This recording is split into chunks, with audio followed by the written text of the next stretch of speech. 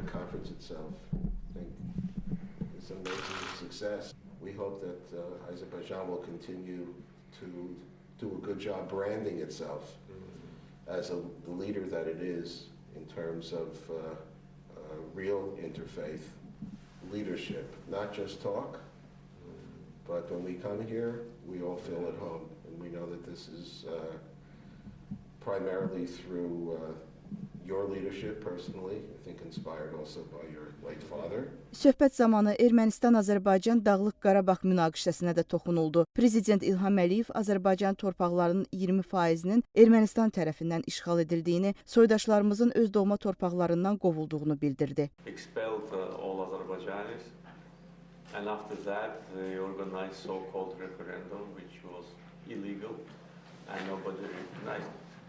Since that time, several times they organized so-called referenda, but governments of United States, France, and Russia, co-chairs of the Minsk group, publicly denounced it.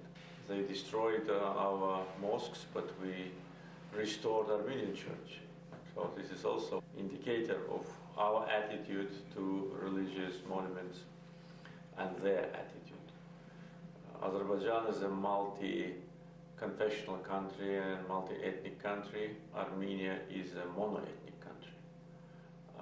All the representatives of other ethnic groups have been expelled.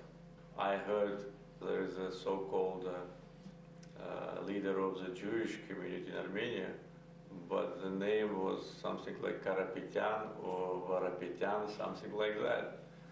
There's no Jews there, there's no Azerbaijanis there. But there is anti-Semitism there. Yes, of course, there's anti-Semitism there, and I don't know whether you know it or not, but during the CIS summit in Ashgabat this October, where the leaders of former Soviet republics met, one of the topic was celebration of the 75th anniversary of the victory in the Second World War, and I, taking the floor, said that Azerbaijan and other members of CIS, they have common position of denouncement of fascism and speaking about heroization of Nazis.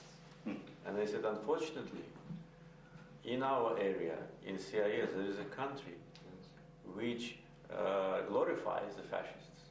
And I brought the name of the fascist servant, Garagin Arutunian, yes, whom Armenian government erased the monument of the 6 meters. And this was a person who said, during the fascist Germany time, during the war, who dies for Germany, dies for Armenia. And this person was involved in killing different nationalities, including Jews and other people. In Bulgaria, he created a conspiracy network, and spying network was created. So he was arrested and sentenced to a long imprisonment and died in a prison in Vladimir city. I call on new government of Armenia to dismantle it, because it was the previous government who erased it. Right. New government positions itself as a democratic, so show it, dismantle it. I did not attack him. On the contrary, I attacked his predecessors, whom he overthrew in so-called revolution. And he said, Solzhenitsyn also was in prison, and many other Soviet dissidents were in Vladimir prison. So he was actually saying that the fascist murderer is the same like Solzhenitsyn. So the most stupid statement was difficult to imagine. Therefore, of course, we need to say things how they are. We know that there is Armenian lobby in America, in Russia, in France, in all the countries co-chairs of the Minsk group. But there is a truth. And on the eve of the 75th anniversary of the victory, how can we tolerate that they have this monument in the center of Yerevan? They try to build monuments now in, I heard in the press, in Bulgaria. They built one in the Russian city of Armavir. And one very brave person, he came and he put a black color on that. and now Armenian diaspora is attacking him. So they are defending fascists. Therefore, of course, we hope that the Jewish communities in the world will join our voice and to force the new Armenian government to break this moment.